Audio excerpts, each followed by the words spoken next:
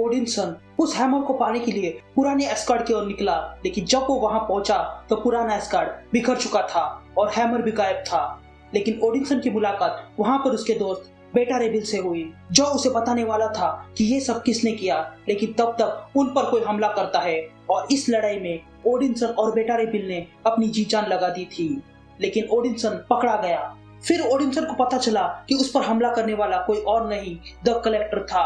लेकिन फिर बेटा रेबिल वहां आ पहुंचा और उसने ओडिनसन को बाहर निकाला और वे दोनों अब मिलकर कलेक्टर पर अटैक करेंगे। तो वही थानोस उस हैमर को पाने के लिए अपनी टीम में से प्रॉक्सिमा मिडनाइट और ब्लैक स्वान को भेजता है।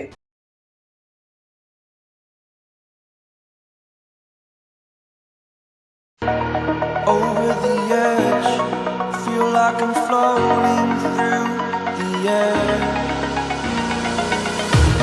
The pain I felt is paid for, all is said and done. Oh,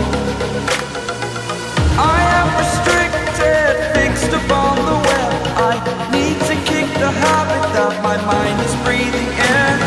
Break out, I've got to see. Spent all my life holding all of it closely. I played it innocent, a feel of discontent. I'm finally facing it all, fearless.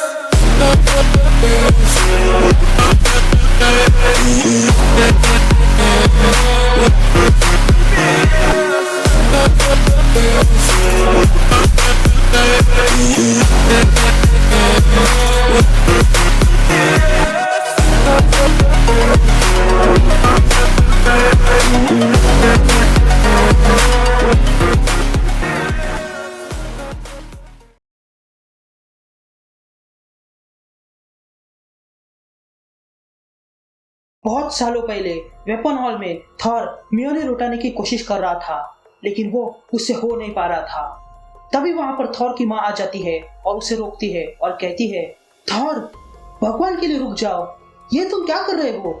जिस पर Thor कहता है, मैं तो सिर्फ इसे उठाना चाहता हूँ, मैंने इसे थोड़ा सा उठा लिया था लेकिन अब नहीं उठ पा रहा है।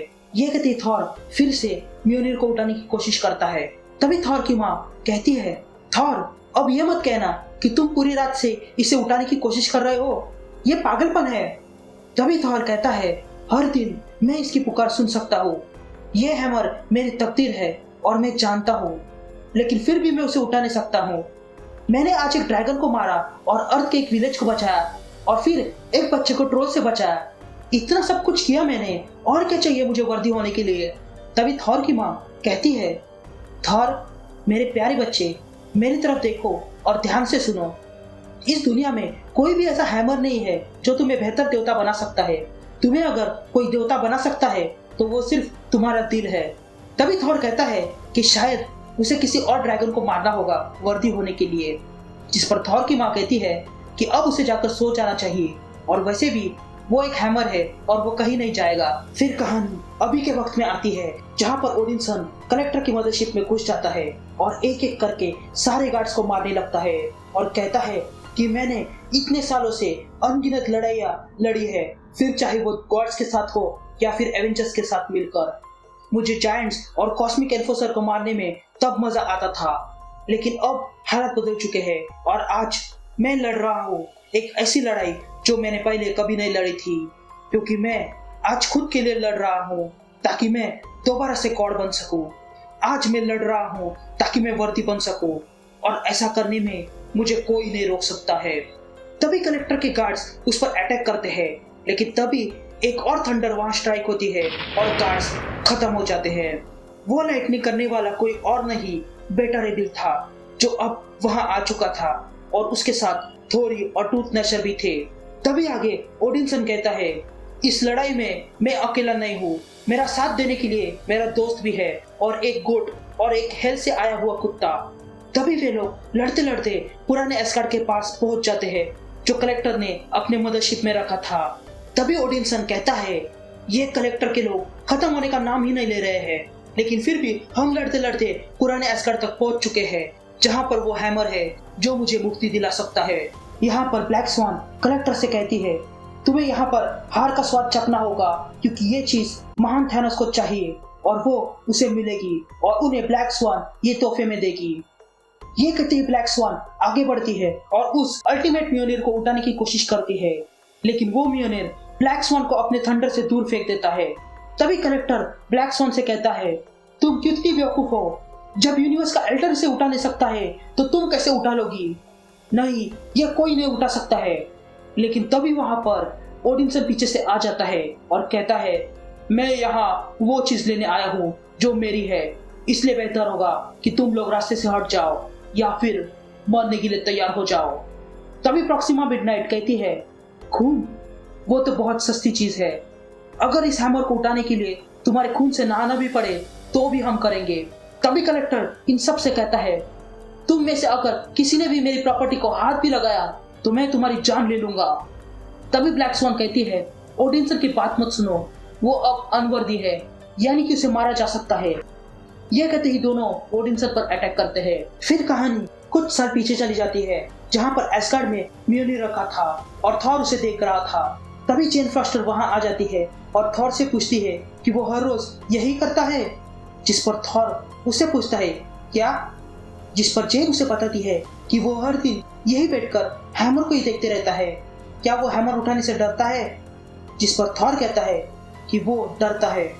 तभी जेन थॉर से पूछती है कि उसने थॉर को बहुत से मॉन्स्टर को मारते हुए देखा है, लेकिन वो अपने हैमर से ही क्यों डरता है, जिस पर थॉर उसे बताता है कि काफी साल लगे थे उसे हैमर के लिए वर्दी बनने में, लेकिन फिर भी डर लगता है कि किसी दिन मैं एक सुबह उठ जाऊं और इसे उठा ना पाऊं। ये कहते ही थॉर वहां रखा म्योनिर उठा लेता है। फिर कहानी प्रेजेंट टाइम में आती है, जहां पर ओडिनसन ब्लैक स्वान और प्रॉक्सिमा मिडनाइट से लड़ रहा था। तभी प्रॉक्सिमा मिडनाइट ओडिनसन से कहती है, थैनोस ने तुम्हारा सर नहीं मांगा था, लेकिन फिर भी मैं उसके लिए लाऊंगी। जिस पर ओडिनसन कहता है, थैनोस को अपना सर संभाल के रखना होगा, क्योंकि तुम्हें मारने के बाद मैं उसका सर उसके शरीर से अलग कर दूंगा। लेकिन तभी प्रॉक्सिमा मिडनाइट ओडिनसन पर अटैक करती है, लेकिन थॉर उसे अपने हाथ से रोके रखता है और अपने एक्स से ऊपर वार करता है और उसे दूर फेंक देता है। यहाँ बेटा रे बिल का सामना ब्लैक स्वान से होता है और ब्लैक स्वान को देखकर बिल कहता है, ब्लैक स्वान, मैंने सुना था कि थैनोस अर्थ पर किसी जेल में कैद है और अब तुम भी वहां जाओगे उसे कंपनी देने। ये कहते ही बिल अपना स्टॉर्म लेकर ब्लैक स्वान पर मारता है, लेकिन ब्लैक स्वान बिल से कहती है कि फिलहाल वो कहीं नहीं जाएगी, लेकिन बिल वही जाएगा जहां पर उसके प्रजाति के लोग गए हैं। ये कहते ही वो बिल पर अटैक करती है। यहाँ थोरी उस अनजान शख्स के सामने आ जाता है और उसे पहचान लेता है और कहता है, तुम यहाँ क्या कर रहे हो? जिस पर वो शख्स कहती है, हेरहाउंड यहाँ पर क्या कर रहा है? मैं तुम्हें ऑर्डर देती हूँ वही खड़े रहने की। लेकिन थोरी उसकी बात नहीं सुनता है और कहता है कि उसे कोई ऑर्डर्स नहीं दे सकता है। ये कहते ही वो अपने मुंह से आग निकालता है और उस शख्स पर अटैक करता है।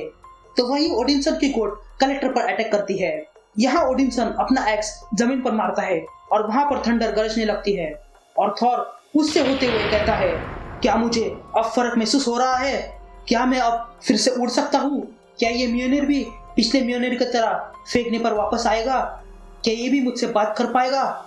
ये कहते ही ओडिनसन आगे बढ़ता है और उस म्योनिर को पकड़ने वाला ही था कि तभी कलेक्टर उसके गले में चेन बांधकर उसे पीछे खींच लेता है और कहता है, मैंने तुमसे कहा था कि तुम अनवर्दी हो, तुम सिर्फ मेरा वक्त बर्बाद कर रहे हो, ये हैमर सिर्फ और सिर्फ मेरा है और तुम मेरे गुलाम हो। तभी थॉर कहता है, नहीं, ये हैमर मुझसे बात नहीं कर रहा है, ये चिल्ला रहा है जैसे कि कोई थंडर बरसने वाला हो और पूछ रहा है कि थॉर कहां पर है। फिर कहानी 9 महीने पीछे जाती है, जहां पर ओडिनसन उसी जगह को देख रहा था जहां पर म्योनिर रखा जाता था। तभी जेन वहां आ जाती है और ओडिनसन से कहती है कि उसे थॉर को ओडिनसन के नाम से बुलाना अच्छा नहीं लगता। तभी जेन आगे कहती है कि उसने काफी दिनों से थॉर को नहीं देखा था और उसे पता चल गया है कि मून पर क्या हुआ था। जिस पर ओडिनसन कहता है कि अब वो किसी काम का नहीं है। जिस पर जेन उसे बताती है कि हैमर कभी भी किसी को नहीं बनाता है और तुम उससे पढ़कर हो। लेकिन ओडिनसन कहता है कि वो उसे कभी समझ नहीं सकती है और ये कहते ही ओडिनसन अपना एक्स उठा के वहां से चला जाता है। फिर कहानी प्रेजेंट टाइम में आती है, जहां पर कलेक्टर ओडिनसन को घसीटते हुए ले जा रहा था, तो वही बेटा रे बिल गार्ड से लड़ रहा था। तभी ओडिनसन कहता है, मैंने काफी वक्त से कुछ पिया नहीं है और रही बात खाने की, तो मुझे भी वही गंदा खाना मिलता है जो कलेक्टर इन गार्ड्स को देता है। मैंने काफी वक्त से कोई भी स्टार्स को नहीं देखा है और ना ही मैंने अपनी माँ की आवाज सुनी है, और मैं इतने वक्त से ठीक से सोया भी नहीं हूँ, सिर्फ मार खाया हूँ और सीधे सीधे कहूँ तो मैं अनवर्दी के साथ इरिटेट हो चुका हूँ और ये बहुत ही खतरनाक कॉम्बिनेशन है। ये कहते ही ओडिनसन छलांग लगाते हुए अपने गोट पर बैठ जाता है और सारे गार्ड्स को मारते हुए म्योनिर की ओर बढ़ने लगता है। यहाँ थोरी भी अपने मुंह से म्योनिर को उठाने की कोशिश कर रहा था। यहाँ कलेक्टर ओडिनसन से कहता है, मुझे कोई परवाह नहीं कि तुम बंदे हो या आदत हो, तुम सिर्फ मेरे गुलाम हो और कोई भी गुलाम यहाँ से जिंदा बचकर नहीं जा सकता है। ये कहते ही ओडिनसन कलेक्टर को नीचे गिरा देता है। तभी ओडिनसन कहता है, एक फुसफुसाहट ने मेरी जिंदगी बदल दी और मैं ऐसा बन गया, लेकिन अब मुझे इससे बाहर निकलना होगा। इस फुसफुसाहट से बचने के लिए मुझे और भी स्ट्रांग होना होगा, इतना स्ट्रांग कि मेरे सामने मेरा दुश्मन कमजोर पड़ जाए, और इसके लिए मुझे एक ही चीज की जरूरत है और वो है मेरा हैमर। ये कहते ही ओडिनसन उस हैमर को पकड़ लेता है और वहां पर म्योनिर फिर से चार्ज हो जाता है। ये सारी घटना अनसिन भी देख रहा था और वो कहता है कि वो देख सकता है कि जो कहानी फुसफुसाने से शुरू हुई थी वो जाके अब थंडर से खत्म होगी।